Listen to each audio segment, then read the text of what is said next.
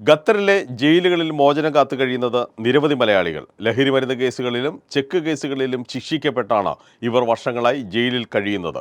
ഇവരിൽ ഭൂരിപക്ഷവും ഏജന്റുമാർ നൽകിയ ലഹരിമരുന്നുകളുമായി പിടിക്കപ്പെട്ടവരാണെന്ന് ബന്ധുക്കൾ പറയുന്നു. ജയിലിൽ തുടരുന്നവരുടെ മോചനത്തിന് നടപടി സ്വീകരിക്കാത്ത ഖത്തറിലെ ഇന്ത്യൻ എംബസിക്കെതിരെ എറണാകുളത്ത് ഇന്ത്യൻ പ്രവാസി മൂവ്മെന്റിന്റെ നേതൃത്വത്തിൽ തടവുകാരുടെ ബന്ധുക്കൾ സമരം നടത്തി. ഖത്തറും ഇന്ത്യയുമായുള്ള 2015 തടവുകാരെ കൈമാറുവാനുള്ള കരാർ നടപ്പിലാക്കുക, ഖത്തറിലെ ദ്വിരാഷ്ട്ര ഉടമ്പടി ലംഘനങ്ങൾക്കെതിരെ ഉടൻ നടപടി സ്വീകരിക്കുക എന്നീ ആവശ്യങ്ങൾ ഉന്നയിച്ചാണ് എറണാകുളം മേഖലാ പാസ്പോർട്ട് ഓഫീസിന് മുന്നിൽ ഇന്ത്യൻ പ്രവാസി മൂവ്മെന്റിന്റെ നേതൃത്വത്തിൽ തടവുകാരുടെ ബന്ധുക്കൾ വായ്മൂടിക്കെട്ടി പ്രകടനവും ധർണയും നടത്തിയത്. സമരം TJ വിനോദ് MLA ഉദ്ഘാടനം ചെയ്തു. ഒരു പ്രവാസി വകുപ്പ് രൂപീകരിച്ചുകൊണ്ട് ഇത്തരം വിഷയങ്ങളിൽ ഇടപെടാനുള്ള ഒരു നടപടിയും ദൗർഭാഗ്യവശാൽ കേന്ദ്ര ഗവൺമെന്റിന്റെ ഭാഗത്തുനിന്ന് ഉണ്ടാകുന്നില്ല എന്നുള്ളതാണ് യാഥാർത്ഥ്യം. ഇന്ത്യയിലെ വിദേശ നാണ്യം, കോടിക്കണക്കിന് രൂപ വിദേശ നാണ്യം നേരിട്ടിരുന്ന പ്രവാസികളെ സംബന്ധിച്ചിടത്തോളം അവർക്കൊരു ദുഃഖമുണ്ടായാൽ, ദുരിതമുണ്ടായാൽ, വീഴ്ചയുണ്ടായാൽ, ഒരു കഷ്ടപ്പാടുണ്ടായാൽ അവരെ തിരിഞ്ഞു നോക്കാൻ ഇന്ന് രാജ്യം ഭരിക്കുന്ന നരേന്ദ്രമോദിയുടെ ഗവൺമെന്റിന് കഴിയുന്നില്ല എന്നുള്ള ഏറ്റവും അവസാനത്തെ ഉദാഹരണമാണ് ഇന്ന് ഇത്തരമൊരു സമരവുമായി അവരുടെ കുടുംബാംഗങ്ങളും ബന്ധുക്കളും ഈ പാസ്പോർട്ട് ഓഫീസിന് മുന്നിൽ കോരിച്ചൊരിയുന്ന മഴയത്തും കടന്നു വരാനിടയായത് എന്നുള്ളതാണ് യാഥാർത്ഥ്യം. നമുക്കറിയാം, 2015 പ്രിസണേഴ്സ് ട്രാൻസ്ഫർ എഗ്രിമെന്റ് നമ്മുടെ ഇന്ത്യ ഗവൺമെന്റും ഖത്തർ ഗവൺമെന്റുമായി ഒപ്പിടുന്നത്.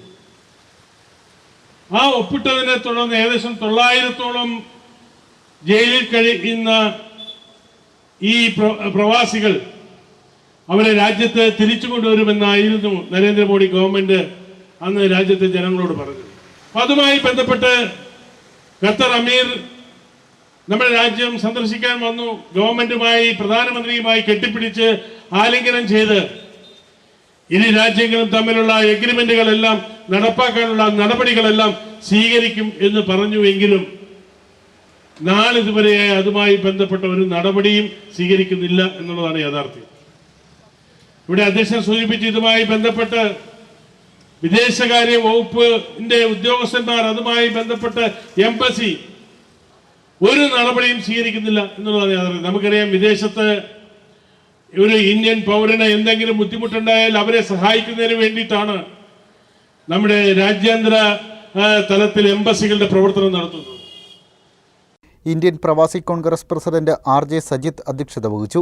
കേരള ഇൻഡസ്ട്രിയൽ കോൺഗ്രസ് നേതാവ് നിസാർ പുനത്തിൽ, രാജേഷ് KK, ശ്രീകുമാർ തുടങ്ങിയവർ പ്രസംഗിച്ചു. ഇന്ത്യക്കാരായ തടവുകാരെ കൈമാറ്റം ചെയ്യുവാനുള്ള ദ്വിരാഷ്ട്ര ഉടമ്പടി പ്രകാരമുള്ള അവകാശ സംരക്ഷണം നടക്കുന്നില്ലെന്ന് കുടുംബാംഗങ്ങൾ പറയുന്നു. ഞങ്ങൾ ഇത് മുന്നോട്ട് വെച്ചത് പിന്നോട്ട് എന്തായാലും വെക്കൂല. ഞങ്ങൾ മക്കൾ വരുവോളൂ ഞങ്ങളിത് തുടർന്നും കൊണ്ടേ വെക്കൂ. ഓരോ പെരുന്നാൾ, ഓരോ കാര്യങ്ങൾ വെക്കുമ്പോൾ നമ്മളെ മക്കൾ നമുക്ക് ഏറ്റവും വലുത് തയ്ച്ച് കൊണ്ടുവരുന്ന മോനാണ്. അതിൻ്റെ ഉള്ളിൽ ഗവൺമെൻറ് ഞങ്ങളിത് സ്വീകരിക്കണില്ല. ദയവ് ചെയ്ത് ഗവൺമെൻറ് ഞങ്ങളിത് സ്വീകരിക്കണം. ഞങ്ങളെ കൂടെ ഞങ്ങളുടെ രക്ഷയ്ക്ക് ഇന്ത്യൻ പ്രവാസി മൂവ്മെൻറ്റ് മാത്രമേ ഉള്ളൂ. അതിനെ കൊണ്ട് നിങ്ങൾ ദയവ് ചെയ്ത് ഗവൺമെൻറ് ഞങ്ങളെ കണ്ണീരൊന്ന് കാണാൻ. കുറേ അമ്മമാർ ഇതിലുണ്ട്, കുറേ അമ്മമാർ കണ്ണീരൊന്ന് തുടച്ച് മാറ്റിത്തരണം. പഠിത്തം ഭാഗത്തുനിന്ന് ഗുണം കിട്ടുന്ന കാര്യമാണ്. ഞങ്ങൾ മക്കളയിൽ കുടുങ്ങി നിൽക്കുക. അതേപോലെ ഒരു ഫോൺ ചെയ്യണമെങ്കിൽ ഞങ്ങൾ ക്യാഷ് കൊടുക്കണം. അത് 5 മിനിറ്റ് 10 മിനിറ്റാണ്.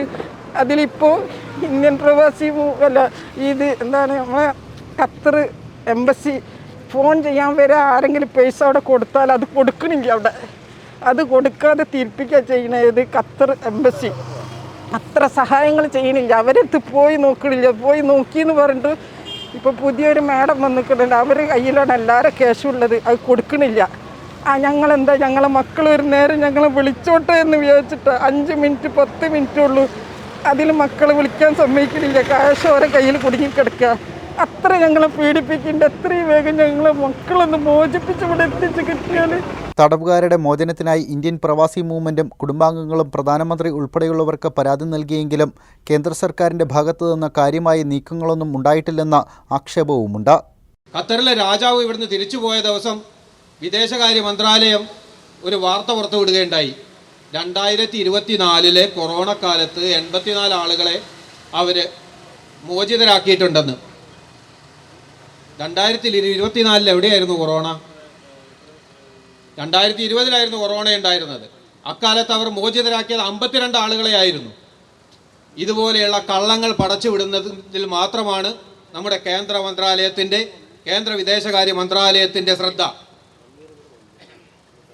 ഇത് കൂടാതെ നമുക്ക് നമ്മളുടെ അവകാശങ്ങൾ സ്ഥാപിച്ചു കിട്ടുന്നതിൽ ഏറ്റവും വലിയ പ്രശ്നമായി ഖത്തറിൽ നിലനിൽക്കുന്നത് ഖത്തർ എംബസിയാണ്.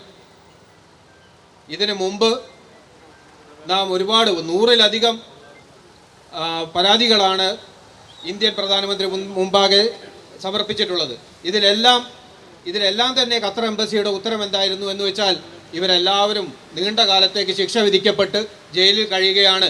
ഇവർക്ക് വേണ്ടുന്ന നിയമസഹായങ്ങൾ ഞങ്ങൾ ഏത് നിമിഷവും നൽകാൻ വേണ്ടി ശ്രമിച്ചുകൊണ്ടിരിക്കുന്നുണ്ടെന്നാണ്. ഇന്ത്യൻ എംബസി ഇന്ന് വരെയും ഒരാൾക്ക് പോലും ഒരു നിയമസഹായവും ചെയ്തിട്ടില്ല. അത് മാത്രവുമല്ല, മലയാളികളായ ഗതികേട് കൊണ്ട് പറയുകയാണ്, മലയാളികളായ ചിലർ ഖത്തർ എംബസിയുമായി ചുറ്റിപ്പറ്റി വക്കീൽമാരാണെന്ന് നടിച്ചുകൊണ്ട് പാവപ്പെട്ട ആളുകളിൽ വരുന്ന നിയമപ്രശ്നങ്ങളിൽ പണമുണ്ടാക്കാൻ ശ്രമിച്ചുകൊണ്ടിരിക്കുകയാണ്.